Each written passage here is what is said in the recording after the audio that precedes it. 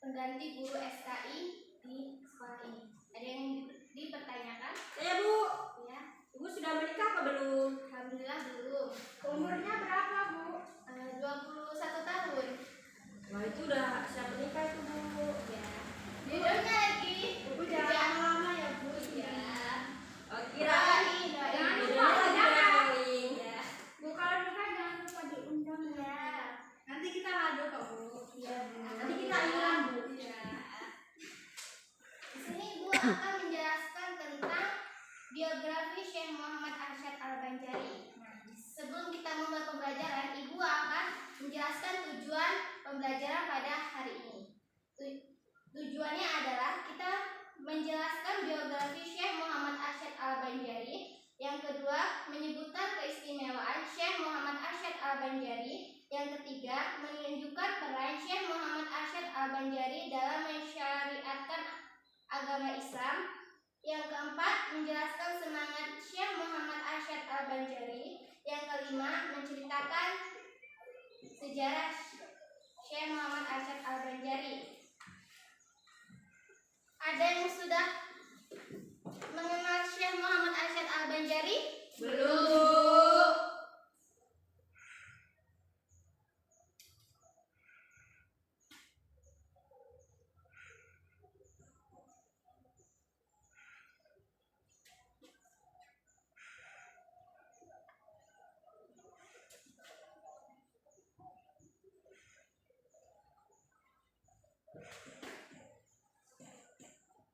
Jadi, Syekh Muhammad Arsyad Al-Banjari ini merupakan putra pertama dari Ibu Siti Aminah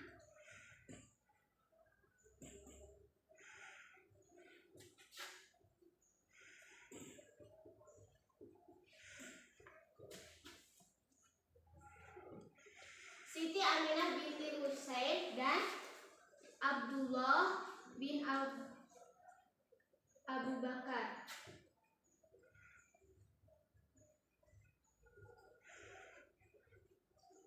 Beliau lahir di Lokgabang, Kecamatan Istanbul, Kabupaten Banjar. Beliau lahir pada tanggal 15 Safar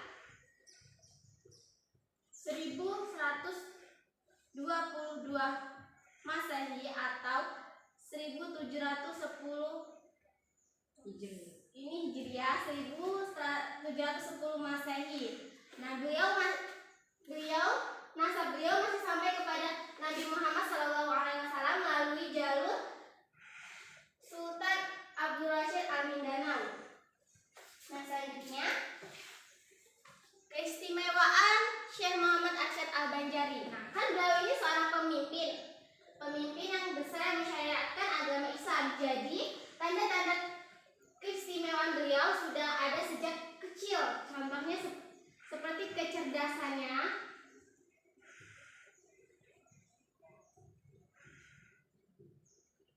budi pekertinya,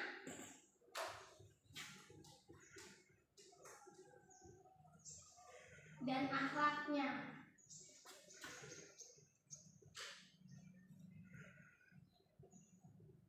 Contohnya seperti apa? Nah, beliau ini sangat takzim kepada kedua orang tuanya. Lalu, beliau sangat jujur dan santun kepada teman-teman sebayanya. Beliau juga mempunyai keahlian dalam bidang lukis dan tulis. Siapapun yang melihatnya akan merasa takjub dan terpukau. Nah, salah satunya itu Sultan Tahlilullah. Sultan Tahlilullah itu adalah sultan yang berada pada masa itu. Sultan Tahlilullah pada saat itu sedang berkunjung ke desanya, yaitu Lokgabang. Nah, beliau melihat lukisan yang dibuat oleh Syekh Muhammad Arsyad Al-Banjari pada usia 7 tahun. Ketika beliau melihat lukisan itu, tersirat dalam pikiran beliau untuk merawat Syekh Muhammad Arsyad Al-Banjari dan memberikan kesempatan belajarnya di istana. Akhirnya Sultan Tahlilullah ini meminta izin kepada kedua orang tuanya. Ketika meminta izin, kedua orang tuanya tidak mengizinkannya. Tapi untuk masa depan Syekh Muhammad Arsyad Al-Banjari ini, jadi kedua orang tuanya mengizinkannya. untuk dia patuh kepada orang tuanya, cinta tanah air dan negaranya. Akhirnya Syekh Muhammad Arsyad Al-Banjari ini belajar di istana. Selanjutnya, kepandaian Syekh Muhammad Arsyad Al-Banjari membawa diri sifatnya. Nah, jadi ketika di istana, sifatnya Syekh Muhammad Arsyad Al-Banjari ini, beliau itu rendah hati, lalu kesederhanaan hidup,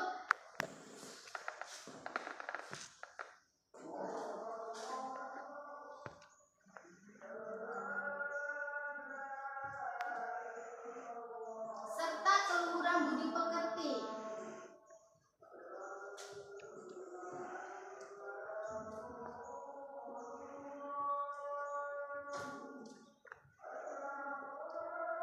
Menjadikannya sangat disayangi oleh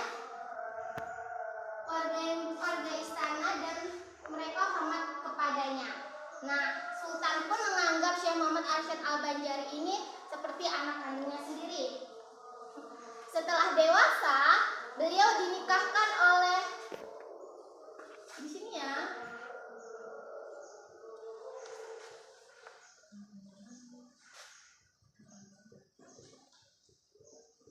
Dinikahkan oleh seorang perempuan yang sangat solehah. Beliau bernama Tuan Bajur. Beliau ini sangat patuh kepada suaminya. Siapa suaminya? Syekh Muhammad Arsyad Al-Banjari. Ya, suaminya adalah Syekh Muhammad Arsyad Al-Banjari. Nah, terjalinlah sebuah keluarga yang harmonis. Akan tetapi, ketika sedang hamil istrinya ini, Tuan Bajur, akhirnya Syekh Muhammad Al-Banjari ini mengutarakan keinginannya untuk belajar di Mekah.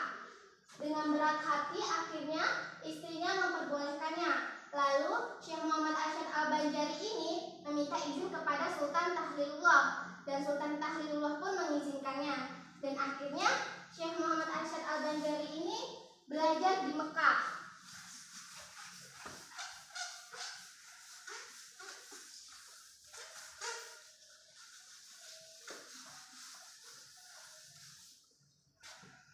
Ketika belajar di Mekah, beliau belajar dengan syekh-syekh terkemuka pada saat itu, seperti yang pertama Syekh At-Thaillah,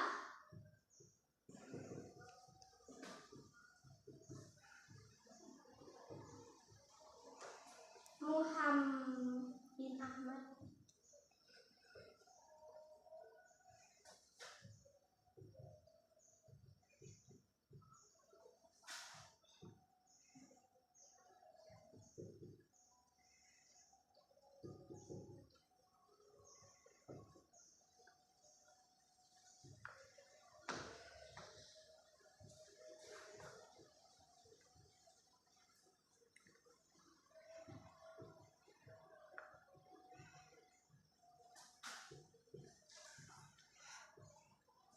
dan terakhir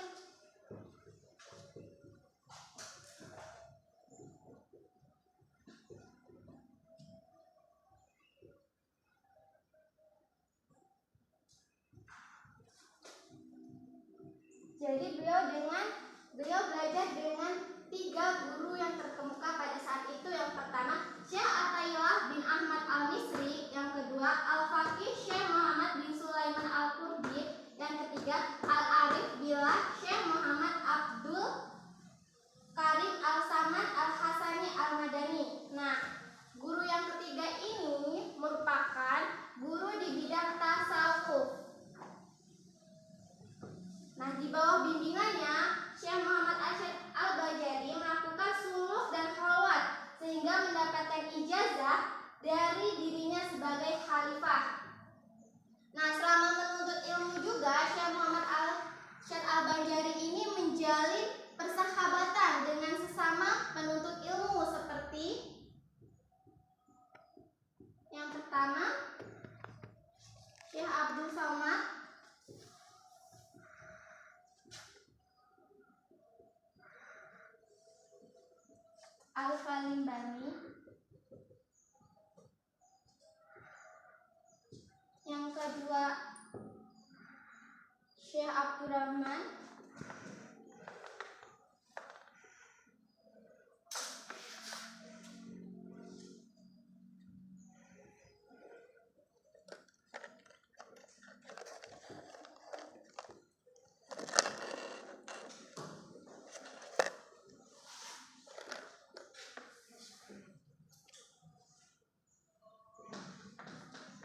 Beliau juga menjalin sahabat dengan Syekh Abdul Samad Al-Kalimbani, yang kedua Syekh Abdurrahman Bisri Al-Jawi, dan ketiga Syekh Abdul Wahab Bugis, sehingga mereka disebut dengan 4 serangkai dari tanah Jawi.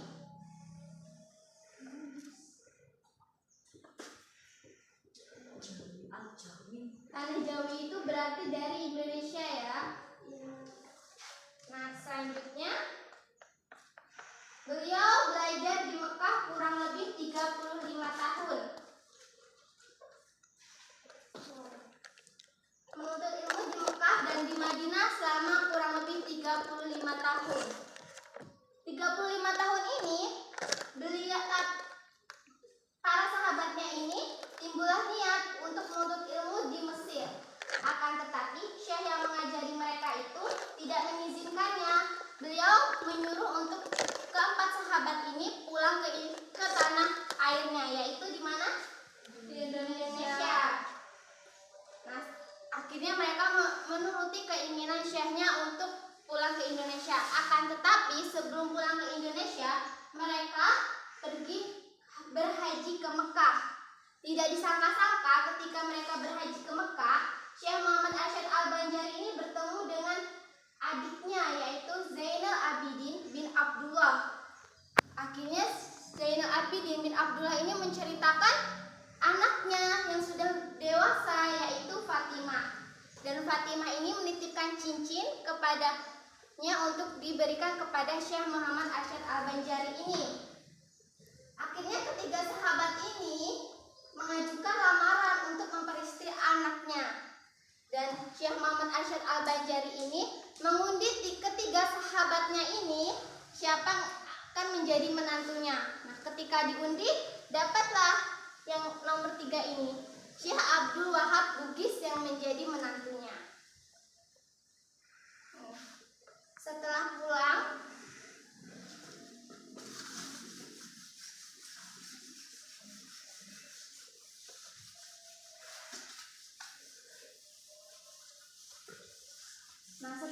ke Nusantara menuju kampung halaman, mereka pertama memasuki wilayah Palembang, yaitu tempat tinggal Syekh Muhammad Samad Al-Kalimbani. Selanjutnya perjalanan pertama mereka ke Palembang, lewat Palembang. Setelah itu mereka ke Betawi. Nah, ketika di Betawi ini di tempatnya Syekh Abdurrahman Misri. Nah, ketika di sana Syekh Muhammad Arsyad Al-Banjari ini diminta menetap sebentar untuk mengajarkan agama kepada masyarakat setempat. Nah, ada sebuah peristiwa di sini. Ada sebuah peristiwa, yaitu Syekh Muhammad Arsyad Al-Banjari membentukkan arah kiblat masjid. Ada 3 ya arah masjid yang dibenari oleh Syekh Muhammad Arsyad Al-Banjari. Yang pertama, Masjid Jembatan 5. Yang kedua, Masjid Luar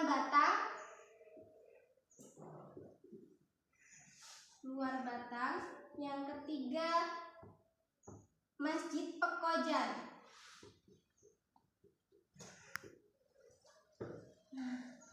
Dan untuk mengenang peristiwa itu, masyarakat di sekitar Masjid Jembatan 5 menuliskan di atas batu yang bertuliskan aksara Arab Melayu, yaitu bahasa Jawa, yang bertuliskan bahwa arah masjid ini diputar 25 derajat oleh Muhammad Arsyad Al-Banjari pada tanggal 4 Safar 1186 Masehi Hijriah.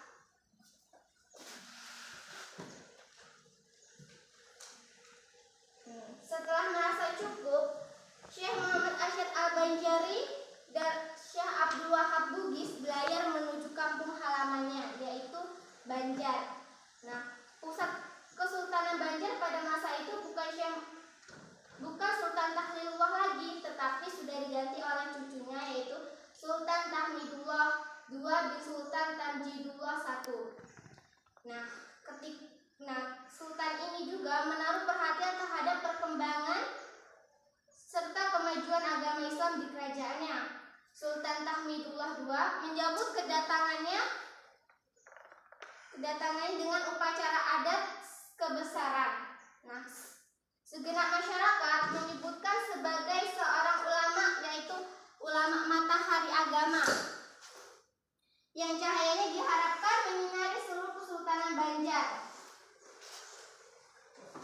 Aktivitas yang dilakukan Syekh Muhammad Arsyad Al-Banjari yaitu menyebarkan pengetahuannya yang dikelola baik kepada keluarga, kerabat, ataupun masyarakat umum. Bahkan Sultan pun merupakan salah satu muridnya yang menjadi raja yang alim dan bijaksana. Lalu Syekh Muhammad Arsyad Al-Banjari mempunyai 29 anak dari 7 istri. Nah, beliau juga disebut dengan Datuk Kalampayan. Selanjutnya Syekh Muhammad Arsyad Al-Banjari meninggal dunia pada malam Selasa antara waktu Isya dan Maghrib tanggal 6 Syawal 1227 Hijriah atau 13 Oktober 1812 Masehi, dimakamkan di Kalampayan, Kecamatan Astambul,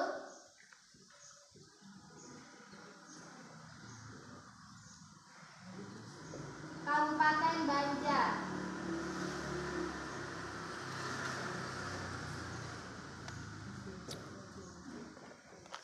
Lalu salah satu karamah besar dari Syekh Muhammad Arsyad Al-Banjari ini adalah kitabnya yang agung, yaitu bernama Sabilal Muhtadin. Kitab ini berisi tentang fikih yang masih ada dari dulu hingga sekarang.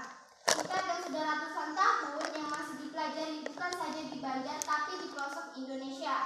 Ketenarannya juga sampai Malaysia, Fathani, Thailand, Kamboja, dan Brunei.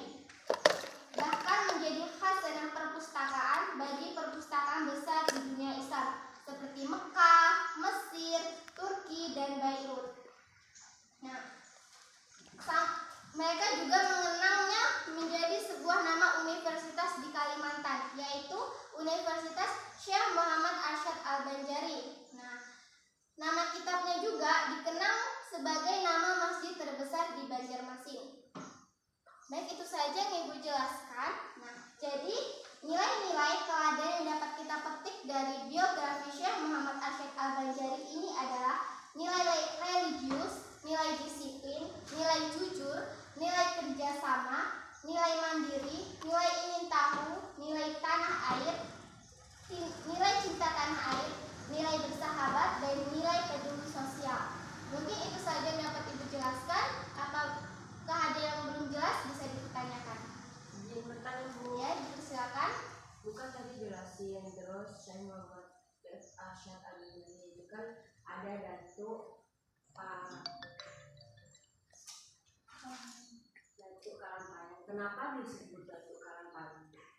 Ya, jadi karena itu adalah sebutan oleh para peziarah yang datang, karena beliau meninggal di desa Kalampayan ini. Jadi para peziarah menyebut Datuk Kalampayan. Oh, berarti karena dia meninggal di Kalampayan. Iya, jadi berarti kalau dia meninggal di Bandar Lampung, Datuk Bandar Lampung gitu ya, Bu? iya. Jadi itu Datuk Kalampayan itu dipanggil setelah meninggal ya. Sebelumnya dia dipanggil oleh Syekh Muhammad. Oh, jadi Setelah meninggal beliau terkenal menjadi Datuk Kalampayan. Ada lagi yang ditanyakan? Bu. Ibu tadi belum mengabsen ya? Iya, Bu. Baik, Ibu akan absen. Siti Khadijah, Iya, Bu. Susi Setiawati, Hadir, Bu. Nur Aini, Hadir, Bu. Dwi Ariyanti, Hadir, Bu. Syafira Aulia. Hadir, Bu. Ya, ada yang tidak masuk hari ini? Minggir, Bu, nggak masuk. Alhamdulillah, masuk semua berarti ya. Tetap semangat, jaga kesehatan, apalagi sekarang di masa pandemi COVID-19. Ya, Bu. Tugas kalian, Ibu sudah menjelaskan tentang Syekh Muhammad Muhammad Arsyad Al-Banjari. Jadi kalian merangkum penjelasan yang Ibu jelaskan tadi di kumpul minggu depan. Sudah cukup? Mari ketua kelas dipimpin untuk doa. Duduk siap, gerak. Berdoa.